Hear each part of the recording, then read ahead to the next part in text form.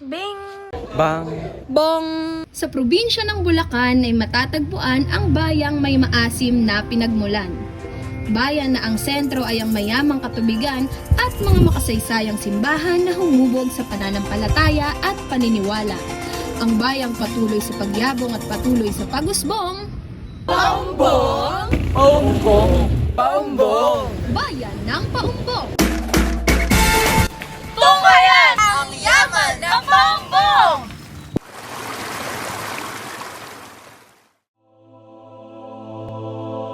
Marami po nag-claim na 1639 po. Natatag itong parokya ni Santiago Apostol. Originally, hindi po siya parokya. Ito po ay isa sa mga bisita na under po ng Malolos. So, nagkaroon po tayo ng history dati na from Malolos, sinilipat po tayo ng Kalumpit, pinalik ng Malolos, then pinagsariling parokya ng Paumbong na nasa patronato po ni Santiago Apostol. Primary patron po ng Paumbong is si Santiago Apostol, which is Saint James the Great. Yung pangalawang patron, as we call her, is patron ng Pandangal, yung Nuestra Señora de la Consolación de Correa. Story says na habang nagmimisa sila dyan, yung mga katipunero is parang nagbabalak sila ng magluso. So during Mass dyan, yung mga katipunero, including Gregorio, is nagpanggap na babae. Bihis babae sila. Tapos may nakatago yung mga armas. Ginamit nila yung lumang kampanaryo ng simbahan para magtago. Tapos, from there, nasukol nila yung mga Kastila sa loob ng simbahan. Then, nakuha nila yung simbahan. So, that is widely known as yung pagsukol nila General Gregorio del Pilar sa Destacamentong Kastila na nandito sa Paumbong. Katulad ng ibang Catholic churches, ang St. James the Apostol ay ginawa ng mga Agustinians. Ngunit, ito ay unang bisita noong Malolos noong 1580s at naging parish noong 1639. Ngunit dahil ito ay gawa sa isang light materials, nung ito'y nasunog, ito'y napinsalang tunay. Kaya ito'y na-reconstruct noong 1970s at na-reconstruct muli noong 2008. Mahaba pa ang araw kaya't marami pa tayong mapupuntahan dito sa bayan ng Paumbong. Ating sunod na lalakbayin ang barangay ng Kapitangan kung saan matatagpuan ang bisita ni Santo Cristo na sikat na dinadayo ng mga deboto tuwing mahal na araw. May gitna na 100 years. Kasi maliit pa lang ito talaga. Kapilya lang ito noon. Marami nakakakilala na talagang naghihimala itong ating patron. Yun. Kanya, ba, miski na nga sa malayo, nagdodobes yun. Nagbibigay para lumaki na lumaki ang ating simbahan. Yung himala ni Lord, yun ang binabalik-balikan nila. Kasi talagang pag umano ka sa kay Lord, talagang hindi binibigay. Kanya rito, maraming nagsisipag ilmano, ganyan, sila nakikita. Yun. Kanya, yun ang inaano nila. Mga talagang gumagastos sila ng kalating yun sa pag-kusar nila rito. Lubos na kilala at dinadayo ang bisita ni Santo Cristo sa Barangay Kapitangan sa bayan ng Paumbong. Ginugunita nila ang mahal na araw sa pamamagitan ng pagre-reenact sa mga kaganapan sa buhay ni Cristo o kilala natin bilang Sena.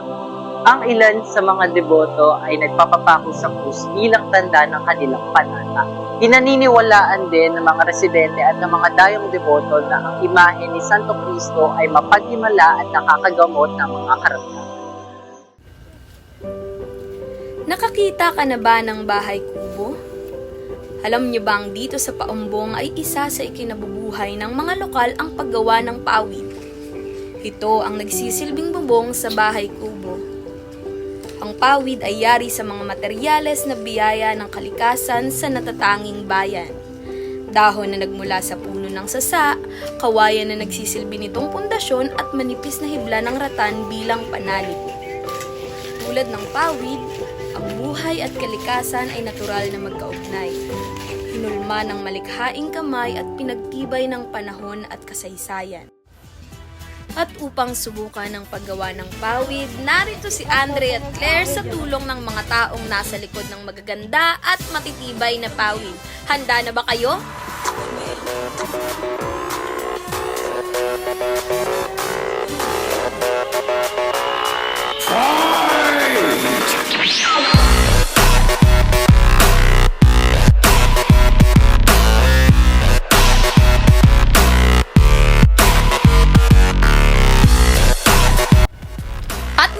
nating alamin kung sino ang nagwagi, kaya naman Ate Frida, husgahan mo na sila. Guys, so natapos na namin yung pawid namin ginawa. So, i-judge ni ate kung sino yung maganda yung gawa. Ate, tingin niya. Yes. Ito lahat, ikaw na nga. Okay Yes naman. po. Okay naman. Parang hindi ate. Hindi, okay naman kasi ganyan talaga. Okay naman din, okay lang din yung higpit. Tapos yung tahi, okay naman siya. Tapos eto. Oo, hindi na ako tumatawa si ate Eto, maganda siya. Tapos eto. Ito kasi, ito talaga kasi siya gumawa nito. Mula umpisa siya gumawa nito. Okay naman. Okay lang. So, Sino yung Ah? manalo? para sa Kasi pareho lang naman. Hindi, pareho lang naman kasi. Ano lang. Sige, ate. Okay. Okay lang, Ted. Sige. Ito kasi, ito, ano siya, ito, malinis siya. Kasi ito, medyo, maluwag. oo, maluwag siya. Pero ito, mahigpit na kasi siya. Pero pwede pa rin naman siyang magamit kahit na maluwag. Ito, siya nga.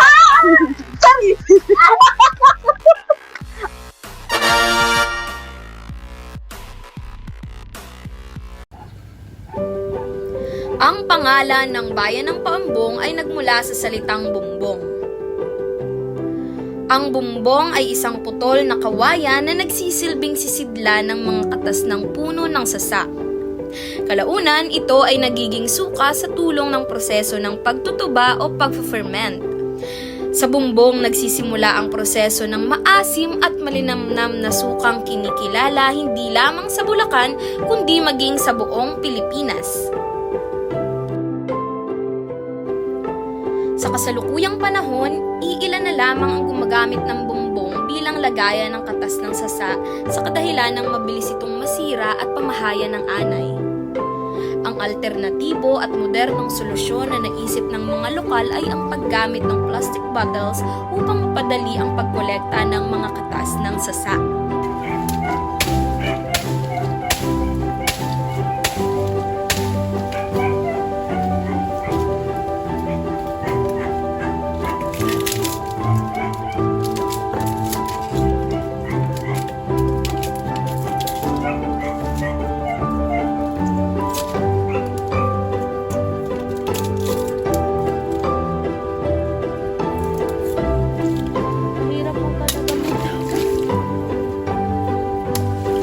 Upang mapanatili ang patuloy na paglabas ng katas ng sasa, sinusugatan ito ng 2 beses sa isang araw.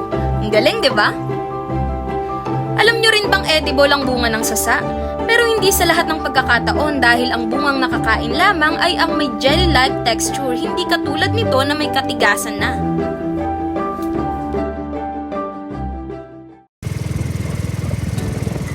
Ngayon, sabay-sabay nating lusungin ang mayamang katubigan ng Paumbong. Susubukan nating danasin ang mga gawaing pangkaraniwang ginagawa ng mga Paumbongenyo. Ang lambat at bangka ay tila matalik ng kaibigan ng mga lokal. Ang ilan sa mga isdang ibinibenta sa mga kalapit na bayan tulad ng Malolos, Hagonoy, maging sa Batangas ay nagmumula pa sa bayan na ito.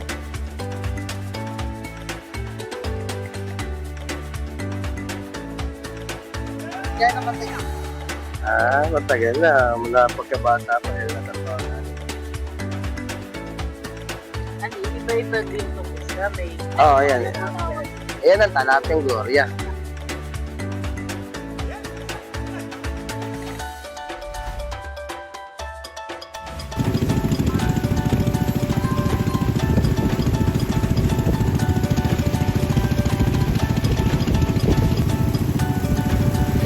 Mayroon tayong sukang paumbong na taglay ang natatangi nitong asim, alamin naman natin kung paano ginagawa ang pampalasang bumabalanse sa lahat ng potahe.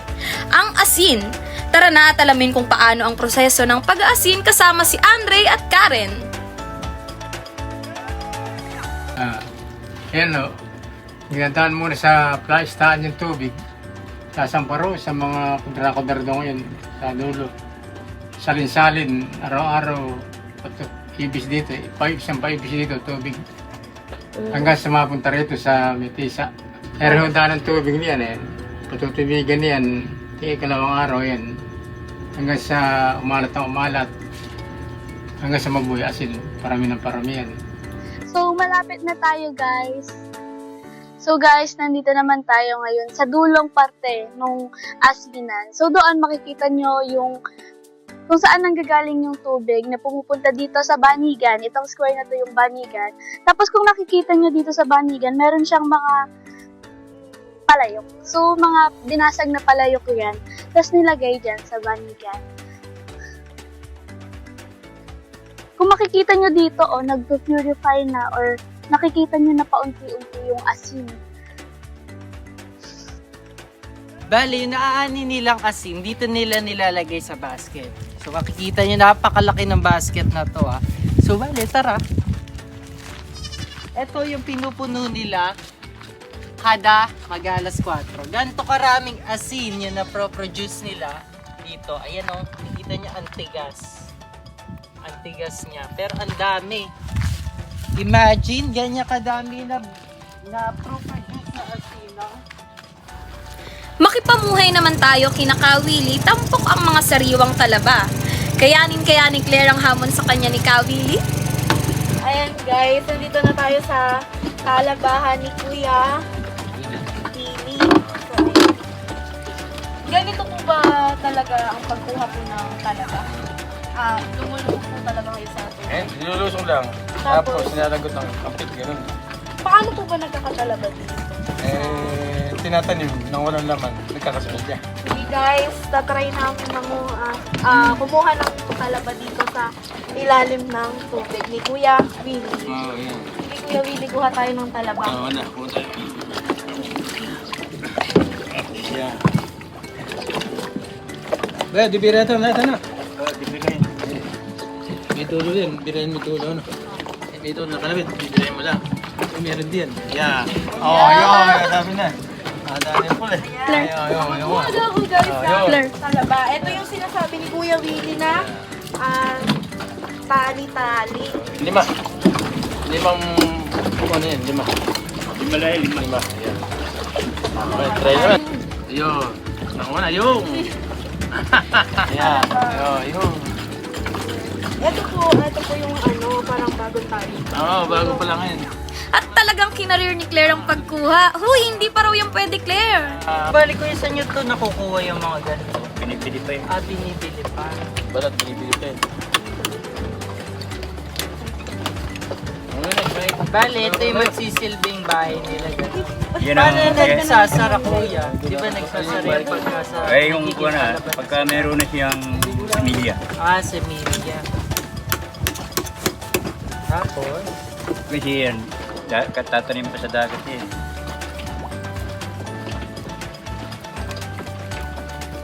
bali ilang ganito ilalagay natin sa isang tali? Hindi malalim.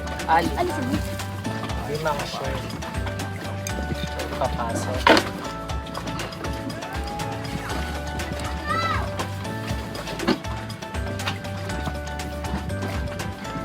Normal na pagtali lang. Madali lang magkuhan. Gaganyan na yan. Nigit ko dito, sila na yung magka-partner Hindi. na siya. Ganyan yan, ganyan. Tapos, ibubol ko. Ganun lang. Tapos higpitan. So, yeah. Kuhan yan eh.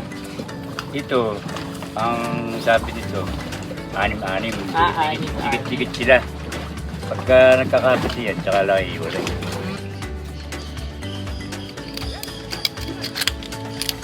Guys, buksan natin.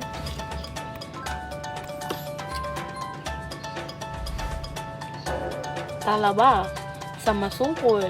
Tapos hahaluan natin ng sukang purong-puro ng paumbong. Bisa laang. Binubuwag ng paglalakbay na ito ang konseptong pilit na isinisiksik sa ating mga Pilipino. Ang konseptong industrialisado ang Pilipinas dahil kasing linaw ng tubig ang katotohanan na ang Pilipinas ay isang archipelagong bansa na may natatanging likas na yaman mula sa karagatan at kalikasan. Ito ay biyayang pinagkatiwala sa atin ng dakilang lumikha, kaya sama-sama nating yakapin, tangkilikin at mahalin ang bayang kailan may hindi matitinag sa pagyabong at pagusbong, bayan ng Paumbong. Ang bayang patuloy sa pagyabong, Paumbong!